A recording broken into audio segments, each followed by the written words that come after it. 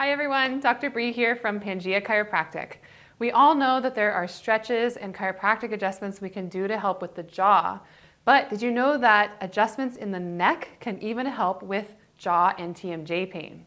At Pangea, we've found that tracing the problem back to the root is the most effective way to find out what's causing TMJ pain in the first place. Sometimes the root of the problem is in the neck. We ideally have perfect balance and alignment in the spine. When we go through life, we experience all these kinds of stress, which can cause bones here to shift out of alignment.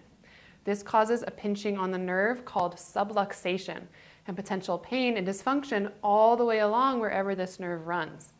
Nerves that start in the upper part of the neck travel around like this and actually supply the jaw. They tell the muscles how tight to be, how the joint should be moving, and what position the TMJ sits in at rest.